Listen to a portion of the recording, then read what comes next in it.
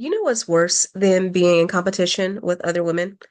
Not knowing that you are in competition with other women. When I got married, I was the ripe old age of 30. Oh my goodness. And I remember, telling my parents that my husband and I were engaged, and my dad making the comment of, well, it's about time because, in the group of girls that you went to church with and everything, that we all grew up together, I was the last one getting married. And I remember him saying that like it was a thing, like it was a big deal. And to this day, 5 years later, it still does not sit well with me because one, the society that we live in, women and men are getting older or getting married at older ages. It's a fact. There used to be a time when women got married before they were women in their teenage years. And then, for the longest time, early 20s was a thing. And now the average American woman is getting married in her late 20s, early 30s. So, from that perspective, I was right on time. But also, just growing up as a preacher's daughter, growing up in a Pentecostal church,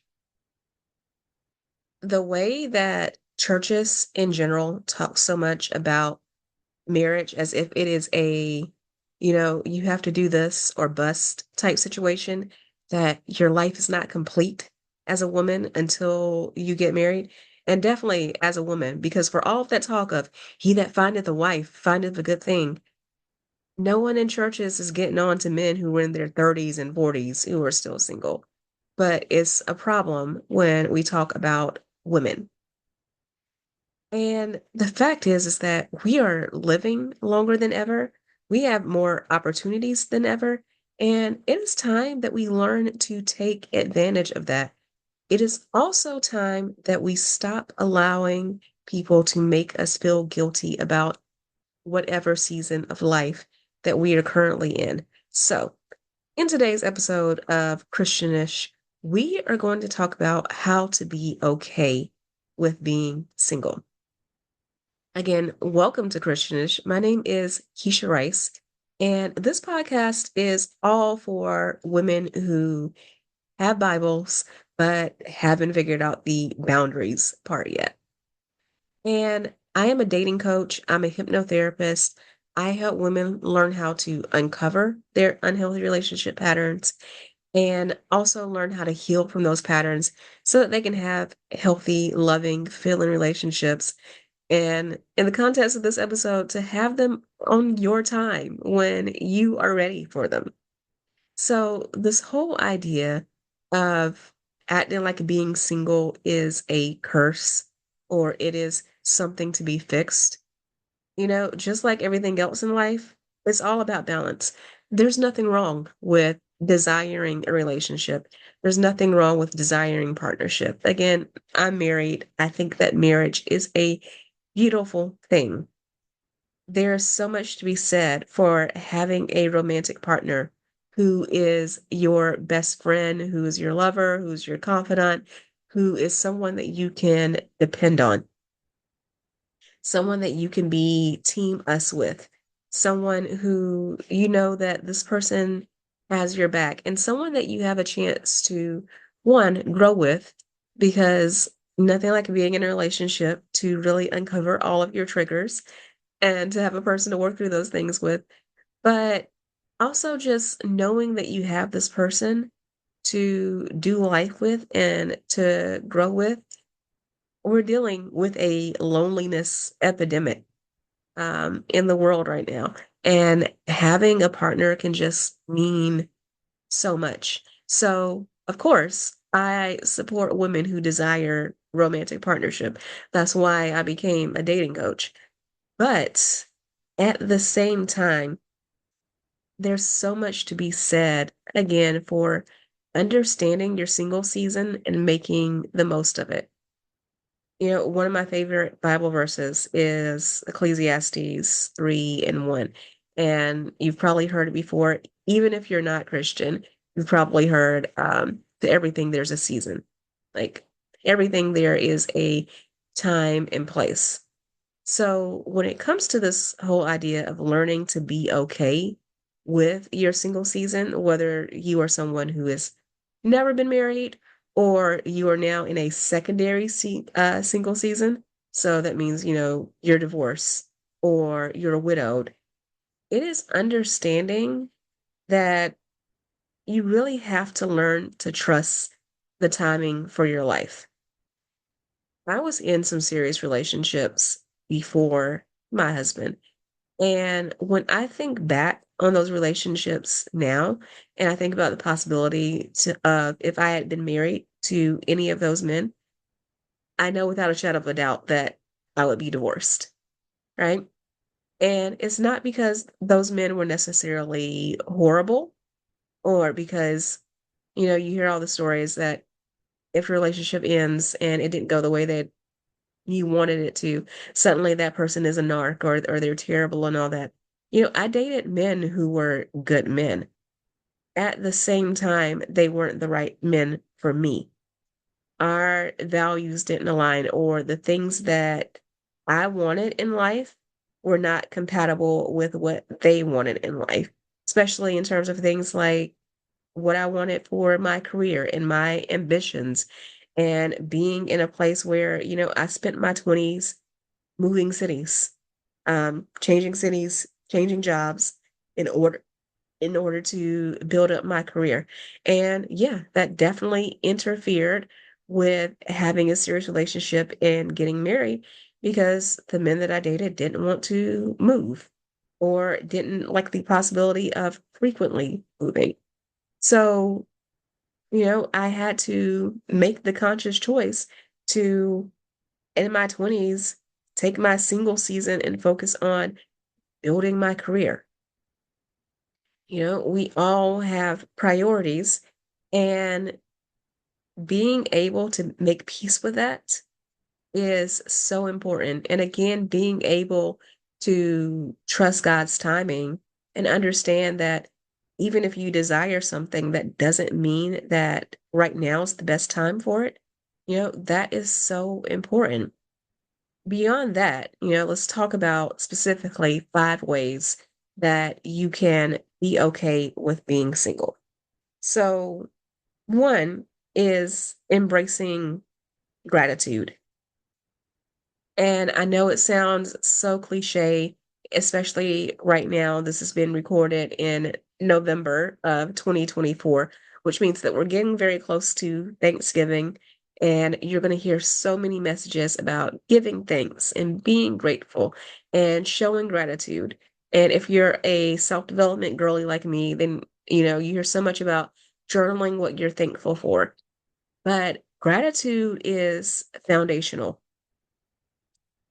Just like there is balance between desiring a romantic relationship and also, being content in your single season, there is balance between, in general, wanting different things out of life and also having gratitude for where you are right now. And I promise you that if you spend some time sitting and thinking about it, you will find things that you can be grateful for right now. Even if it is just one thing, start with that one thing and learn how to be grateful for that because that creates a foundation. I'm always telling my clients what you appreciate appreciates, or what you focus on magnifies. And the best example I can give about this is if I were to tell you not to think about a pink elephant in a tutu, you would immediately picture a pink elephant in a tutu because that is how our brains work. So when we get these things implanted in our mind, positive or negative, they create these loops where it becomes the only thing that we see. Another example I can think of is when it comes to cars. When I got my most recent car, I drive a Toyota Corolla. And when I made the decision that I was going to get a Corolla, all of a sudden, Corollas were all I saw on the roads. Now, I live in the southeastern United States. People here love their SUVs and their trucks. So it's not like there was suddenly just an influence of Corollas, which is a small car, if you're not familiar. It's not like there was just an influence of those on the road because this is not a part of the country where people like small cars, right? But because that's where my mind was, that's what I was shopping for, all of a sudden I saw them everywhere. In fact, I have a white Toyota Corolla specifically. And it is funny because that I would not only see Corollas, but I would see white ones even now. The other day I was leaving my Pilates class and I kid you not, the parking lot, there was my car and I went to the wrong car because there were two other white Toyota Corollas in the parking lot. So when we focus on being grateful for what it is that we already have, we get more of it. And when it comes to dating and relationships, you're going to say, okay, well, I want to be in a relationship. I don't have one of those. So how can I focus on that and be grateful for it when I don't have it?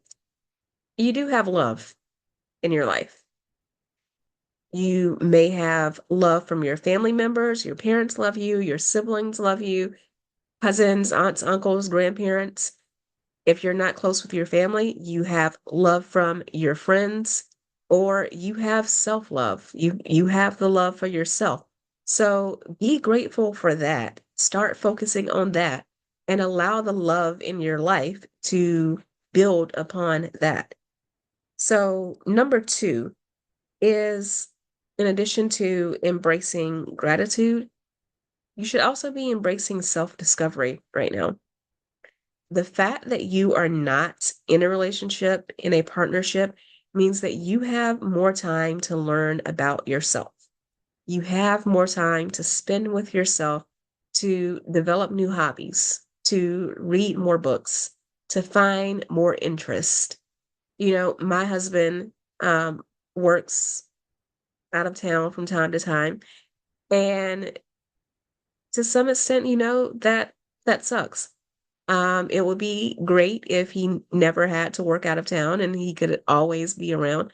But one of the things that I found talking about gratitude is that when he is not around, I have more time to discover myself because I'm not worried about, wifely duties. I'm not worried about, checking in with him and making sure that he's good and all that. I can spend more time than, when he's around on reading, or I can, blast an audiobook because I'm not worried about him, you know, like disturbing him watching TV or anything like that. I'm able to, find things that, try new foods that my husband wouldn't necessarily try. So being alone gives you all of these opportunities to learn things about yourself that you will not have as much time to do when you are in a relationship. Not saying that the learning stops, but again, once you're in a relationship, you have to adjust your priorities. You have to adjust your time. You have something else that you have to juggle, which is, being present in your relationship as well. So the number three thing that you need to do as you are making peace with being single is find happiness in other places. We talk so much on social media about decentering men, and all of that is great. Like, I totally agree that you should decenter men. You can check out previous episodes of this podcast. I've done plenty of discussion on that. You may find it if you're watching this on YouTube as opposed to listening to the podcast. Um, and last week we talked about the fact that this podcast, the name has changed from Confidently Cherished to Christianish. And I did a whole episode on why the name changed. But again, if you're watching this on YouTube, then you need to look under Confidently Cherished to find previous episodes of this podcast. So Finding happiness in other things is remembering that our source should never be a romantic partner. You know, my grandmother used to always say to me, God bless the girl who's got her on.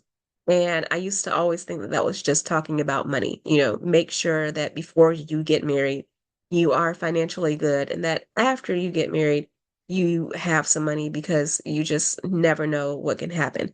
And while, yes, it is very true for money, you want to make sure that it is also true when it comes to, making sure that you have your own hobbies and interests, back to, that whole self-discovery, and that you also have happiness in your other relationships, your relationship with God, your relationship with family, your relationship with friends, understanding that having a romantic partner is supposed to add to the happiness that you already have.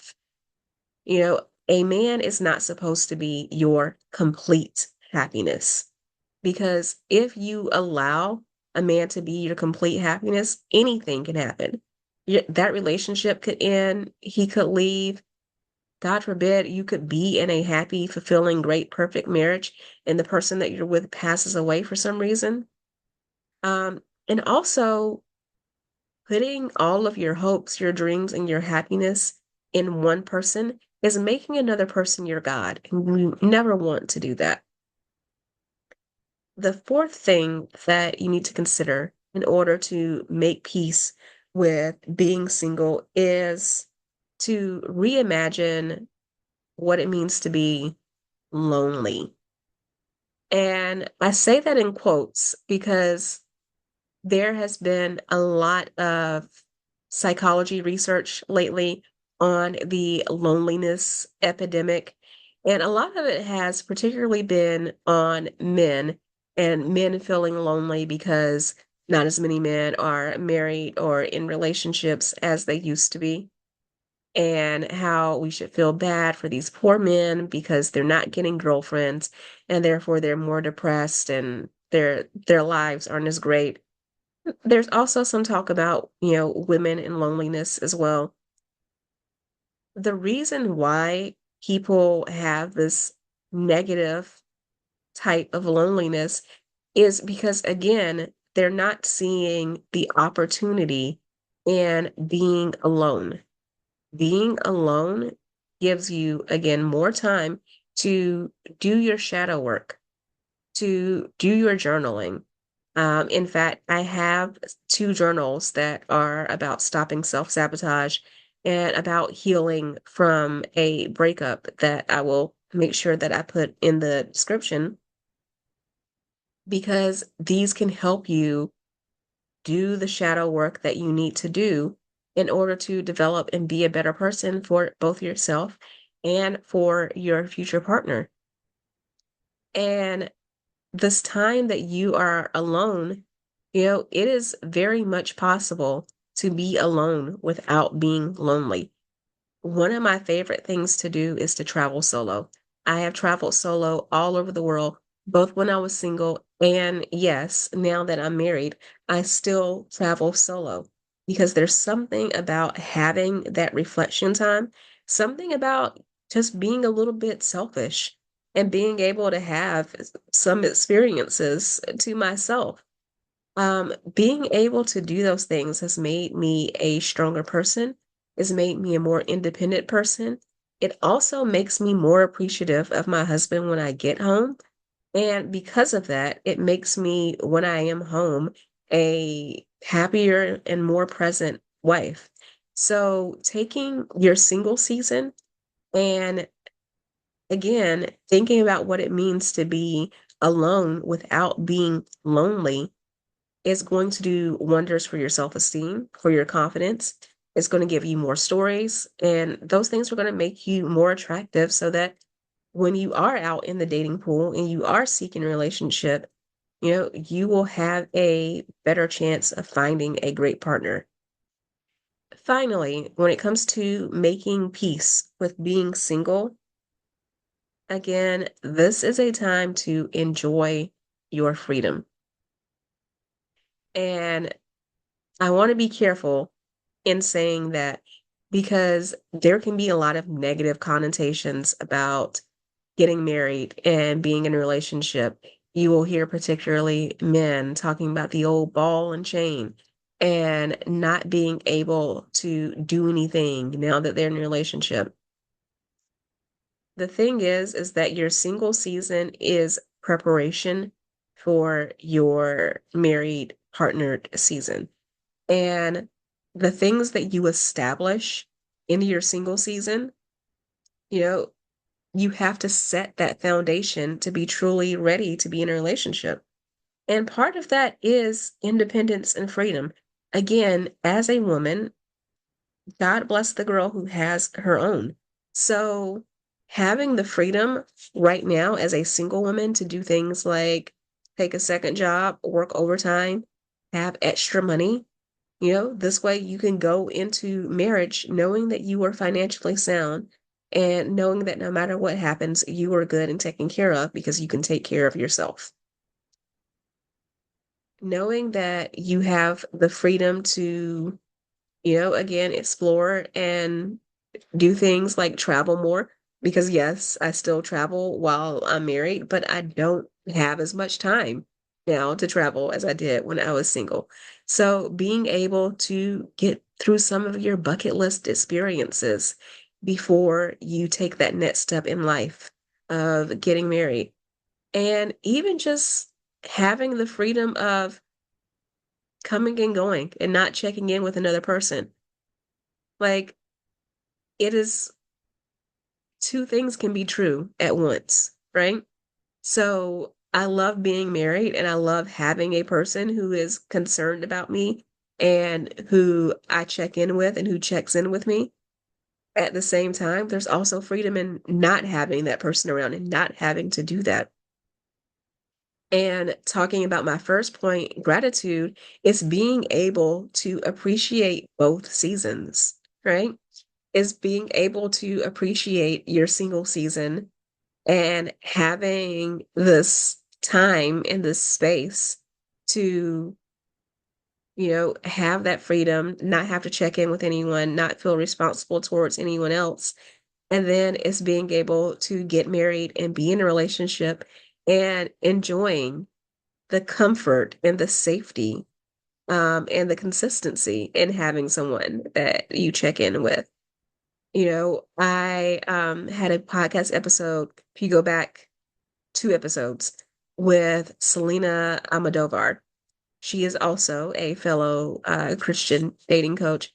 And she and I talked a lot about that in that episode, about being able to, make the most of your single season and how that is one of the biggest regrets that I see women, particularly Christian women who are trying to do the quote unquote good thing of hurrying up and finding a husband and doing it young.